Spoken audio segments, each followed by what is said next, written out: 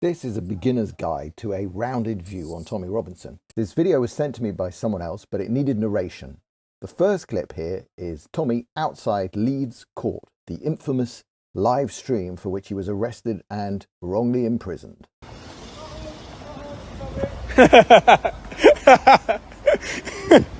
That's some Muslim lads who are just saying, it's not us, it's not us, it's not us. Because that must, yeah, and the same again, listen, if you're watching this, yeah, and I'm talking about Muslims, I'm talking about Islam, I know some Muslim lads who would be as outraged growing up, yeah? So I'm not, and again, I'm not portraying it as all Muslims, yeah? There's a problem. The majority of grooming offences are Muslim. The reason and justification given for it can be found in the Quran. All of these things play a role, I think, in these sort of cases. So I talk about them. But to think that every Muslim, or I know some Muslim lads who would want to do to them the same as what every other man would want to do to them. So, and I meet, on my day-to-day, I meet hostile Muslims, but I also meet a lot of decent Muslims who have a sound chat with me, who say how frustrated they are with what's happening. But most of them, you find, don't follow the doctrine or the scripture of Islam. If they did, then it wouldn't be as... So yeah, my problem, again, just to clear the record, my problem's with Islam, with the teachings. It's not with individual people. In fact, Winston Churchill said individual Muslims can show amazing traits, but it is Islam that will bring them backwards. And this is where Tommy announces future plans. I'll keep the footage, etc., to do a report. I'm also travelling to another city in the north of England tonight to spend time with campaigners who are trying to deal with this sexual exploitation and grooming. If you call it grooming, it's more, I refer to it as, whilst we're on here, whilst we're live, I will be travelling from this city to another city. I will spending time with groups, doing interviews, highlighting and showing people what's happening in towns and cities with regards to grooming gangs or rape jihad gangs across the north of England, across our whole country. I wouldn't be able to do any of that if it wasn't for the people who sign up to support me at tommyrobinson.online. 1 hour later. Are you going to arrest me? My colleague is going to explain what's going to happen next, right? Am I being arrested? I am being arrested. Causing a breach of peace. Of course. Announcing future plans after Panadrama on the 25th of February this year. Do you value the work we do? If you do value the work we do, wait until you see what we've got coming next. The plans that we've got coming next, I believe, will be the biggest documentary film this country's seen when it plays out. We're going to get down on the streets. We're going to get into the communities. We're going to speak to the victims. We're going to speak to their parents. We're going to bring you the real news of the grooming from the people themselves.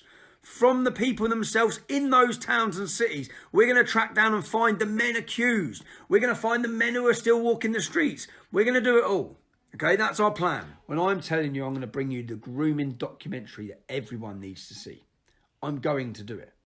The next day, Facebook deleted Tommy Robinson's 1 million follower page, and they posted this blog post. So when ideas and opinions cross the line and amount to hate speech that may create an environment of intimidation and exclusion for certain groups in society, in some cases with potentially dangerous offline implications, we take action. Tommy Robinson's Facebook page has repeatedly broken these standards, posting material that uses dehumanizing language and calls for violence targeted at Muslims. He has also behaved in ways that violate our policies around organized hate. This tweet from Mohammed Shafiq appeared on the day that Tommy was banned. I can reveal I recently had a meeting with Facebook to discuss Tommy Robinson pages and their impact in brainwashing his supporters to become terrorists and use violence against Muslims. A very good result, and I am proud of my role. Let's see if Mr. Shafiq, can you actually provide any hard and concrete evidence? Well, I mean, all the evidence is there for people to... Well, Nick Ferrari, you need to send your researchers onto it. You send your researchers respectfully, onto sir, it. you sat down with You send your researchers onto it. I mean, I know you've got a habit of, trying to cover this up. But the reality is... Why would I be his trying to hateful cover it up? language Mr. is- Shafiq, well, it's Mr. your Shafiq, dismissive... Mr. Shafiq, why would I be trying this some of whole the... debate. Mr. This is about Shafiq, could taking you on just... hateful speech wherever it comes Mr. from. Shafiq. And that's what these social media companies do. Yes, and Mr. the name Shafiq. is Mohammed. All right, Mr. Shafiq, could you provide some examples? Who is Mohammed Shafiq? This article from July 2005. Mohammed Shafiq invites the extremist cleric Yusuf al-Qaradawi to the UK. A planned visit to Britain next month by a Muslim cleric who has praised suicide bombings against Israel, Yusuf al-Qaradawi, who is due to speak at a conference in Manchester, is banned from visiting America because of his links with the fundamentalist Muslim Brotherhood. Mohammed Shafiq of the Ramadan Foundation, which organised the event, said he is a moderate and he says that what he has said has been taken out of context and we take his word on that. This is a cartoon of Jesus and Muhammad shared by Majid Nawaz, and this is Mohammed Shafiq's reaction to it. After he posted this cartoon, Shafiq tweeted about Gustaki Rasul. Gustaki Rasul is defamer of the Prophet in Urdu, a charge that incites Islamists to murder.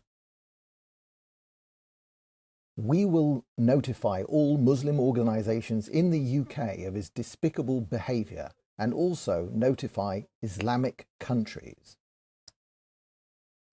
This tweet is nothing more than a thinly veiled Islamic death threat against Majid Nawaz. Mr. Mohammed Shafiq is a stealth jihadist and a charlatan. In 2008, despite being exposed as deceitful, he was chosen as a Lib Dem candidate. The deceit on the Rochdale Online Forum was said to have made Mr. Shafiq's position as Lib Dem vice chairman untenable. Indeed, such were the concerns that moves were believed to be afoot to have Mr. Shafiq thrown out of the Liberal Democrat Party. However, that is clearly no longer the case.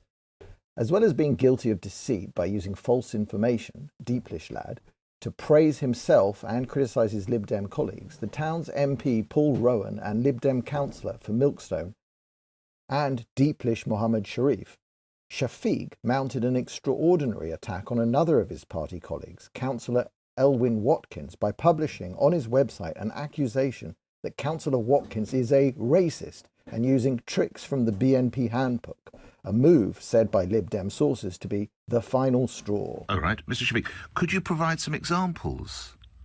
Well, for example, there was a statement that he made about where he got a video together walking through Muslim areas, and he called every single Muslim our enemy combatant who wants to cause ill and harm and kill other human beings in this country. I've come to Manchester after the terrorist attack last night, and I've started to scratch beneath the surface to find out what problems there are in this city. And I've ended up here, outside this mosque. There's a history of extremism with this mosque.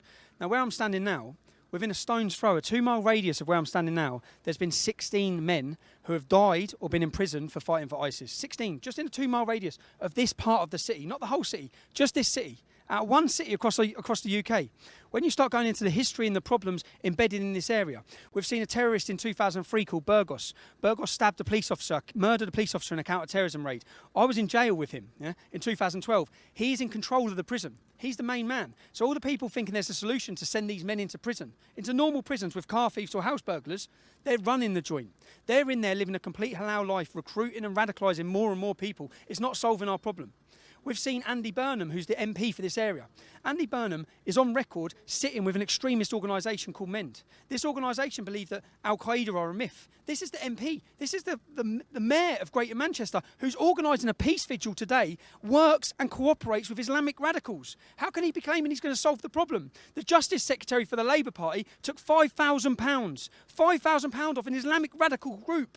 They are in bed with them. Our politicians have sold us out. They're working hand in hand with radical extremists. And what you saw last night is the end outcome of that.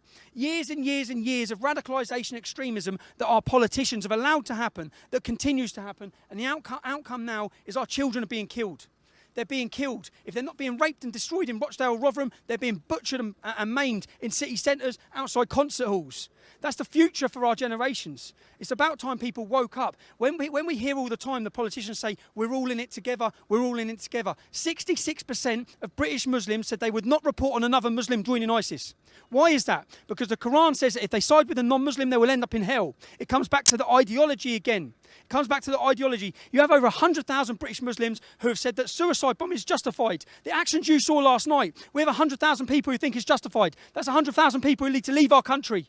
That's 100,000 people enemies. When you see these communities and you see these houses, you think this is a British community, or you might have British Muslims. They are enemy combatants in these houses. In these houses are enemy combatants who want to kill you, maim you, and destroy you. They want to destroy our way of life. Tommy Robinson isn't far right, but that's not why he's being silenced. He's being silenced because he speaks the truth about Islam. A democracy that cannot bear to hear the truth is a democracy that cannot survive.